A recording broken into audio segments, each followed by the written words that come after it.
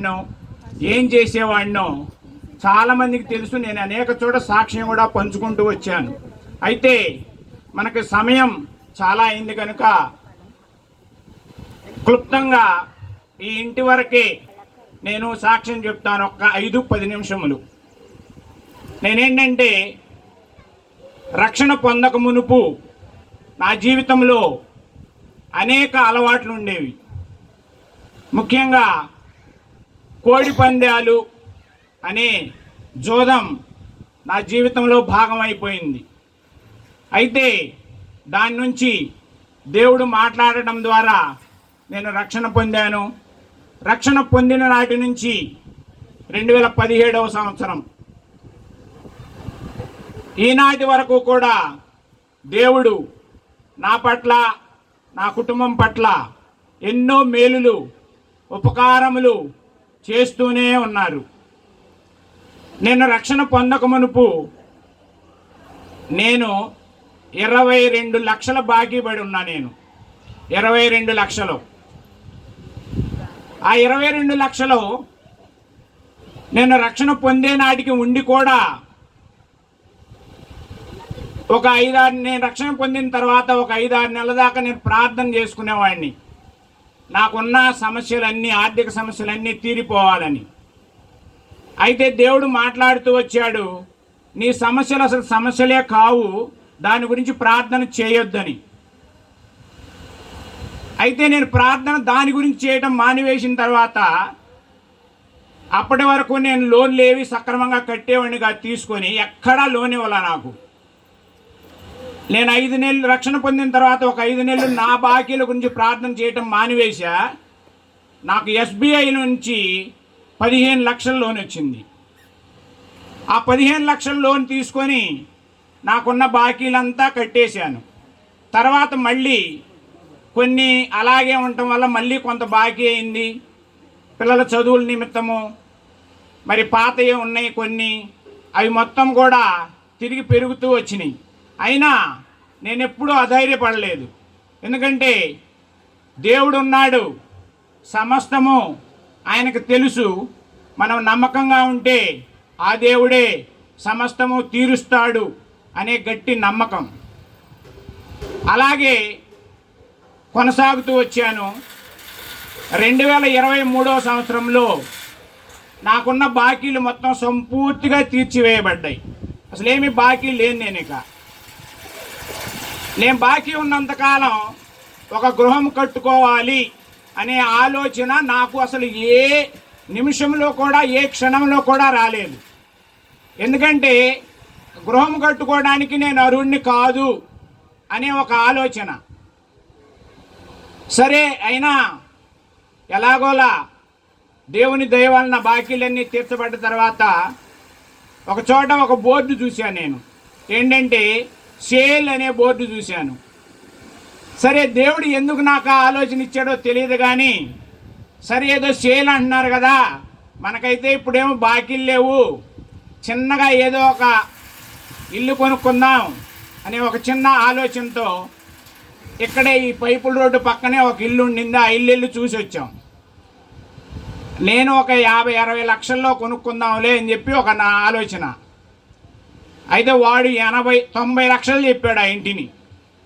90 లక్షలు అనేసరికి ఇక మాకు వద్దులే అని చెప్పి దాన్ని మానుకున్న తర్వాత 3 నెలలు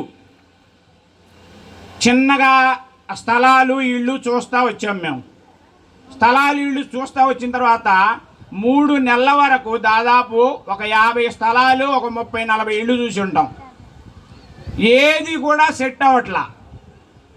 సరే, సెట్ అవ్వట్లేదు, ఇది దేవుని చిత్తం కాదు అని చెప్పి వదిలివేశాం. ఈలోపు ఏమైందంటే మా చిన్న బాబుకి ఉద్యోగం వచ్చింది. నేనేమనుకున్నానంటే, సరే ఉద్యోగం వచ్చింది కదా, ఇది దేవుని చిత్తం కాదులే, ఒక 2-3 సంవత్సరాలు ఆగి కాస్తో కోస్తో డబ్బులు ఉన్న తర్వాత ఏదైనా స్థలం కొనుక్కుందాం అనే ఒక ఆలోచనతో ఉన్నా. నేను ఆలోచనతో ఉన్నప్పుడు దేవుడు అనుదిన వాక్యం ద్వారా నాతో మాట్లాడిన మాట,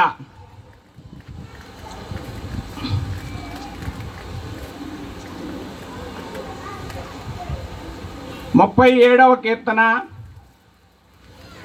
34వ వచనం.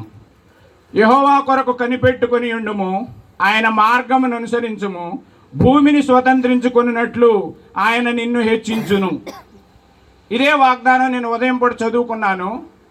సాయంత్రం పూట సత్యనారాయణ గారని మాకు తెలిసిన అతనే, మరి స్థలం ఒకటి అమ్మకానికి ఉంది వైవీరావు ఎస్టేట్లో, మనం వెళ్ళి మాట్లాడి అడ్వాన్స్ ఇచ్చొద్దామని చెప్పి ఫోన్ చేశారు నాకు. నేనైతే ఆలోచన విరమించుకున్నాను. అయితే ఈ వాక్యం నా మనసులో ఉంది, ఎందుకు ఇచ్చాడు దేవుడు వాగ్దానం అని చెప్పి. ఆ రోజు సాయంత్రమే వెళ్ళి ఒక 10 నిమిషాలే మాట్లాడి 20,000 అడ్వాన్స్ ఇచ్చి వచ్చాం. వెళ్ళేటప్పుడు నేను జోసెఫ్ అన్నగారి దగ్గరికి వెళ్ళి ప్రార్థన చేయించుకొని వెళ్ళా. నాకున్న అలవాటు ఏంటంటే నేను ఎక్కువగా ఎక్కడికి వెళ్ళినా ఎక్కువ శాతం అన్నగారి చేత ప్రార్థన చేయించుకొని వెళ్తాను. నేను కూడా ప్రార్థన చేసుకొని వాగ్దానం చూసుకొని వెళ్తాను ఎక్కువగా. ఆ వాగ్దానం మీద ఆధారపడి వెళ్ళి 20,000 ఇచ్చాను. 20,000 ఇచ్చినప్పుడు నా దగ్గర ఉన్న డబ్బులు ఎంతయ్యా అంటే 1,50,000. ఆ డబ్బులు కూడా చీటీ పడితే రావాలి, నా సొంత డబ్బులు ఏమీ లేవు నా దగ్గర అసలు.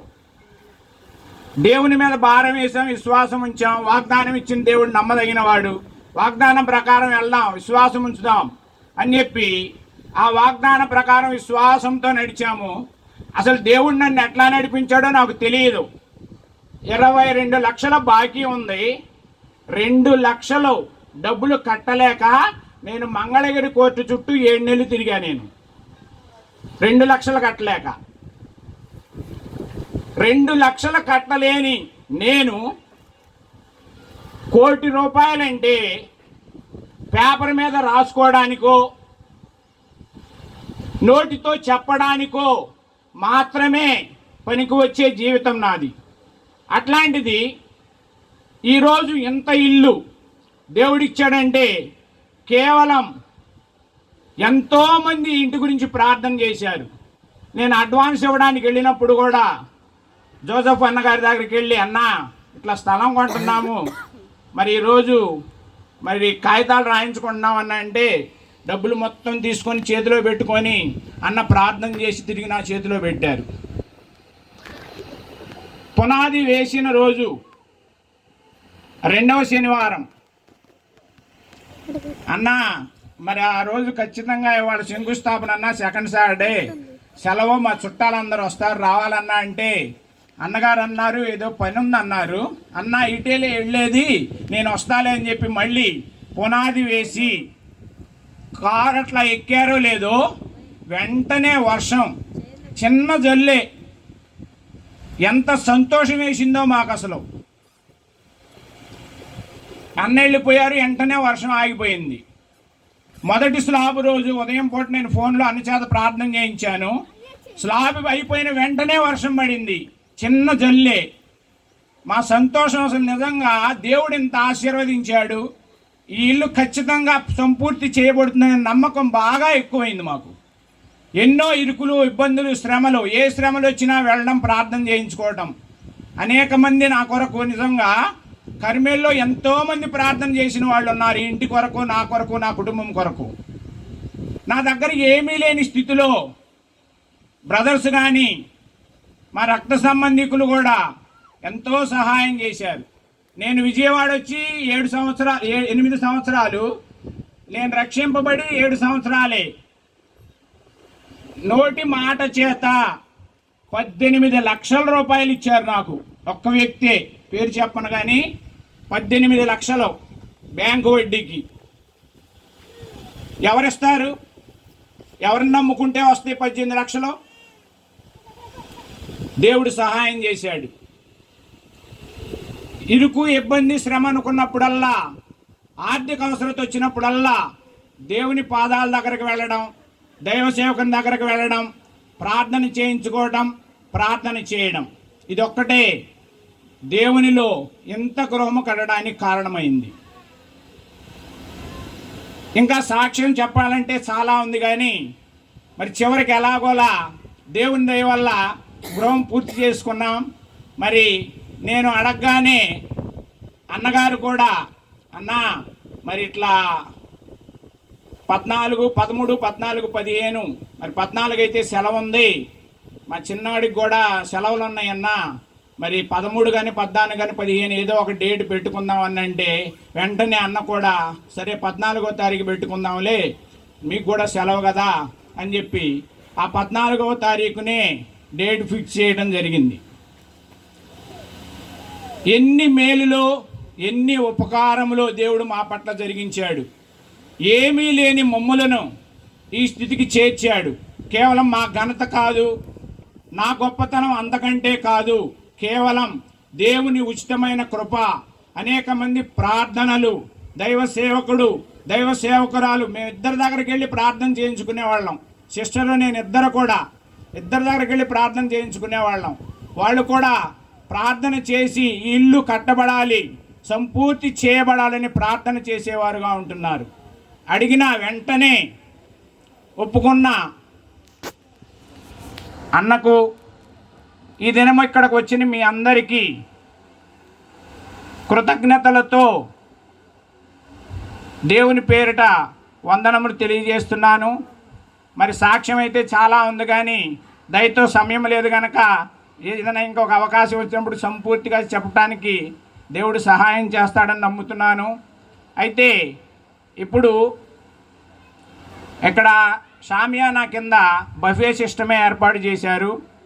2 స్టాల్స్ ఉంటాయి, సిస్టర్స్కి ఒకటి, బ్రదర్స్కి ఒకటి. నాన్ వెజ్ ఉంది,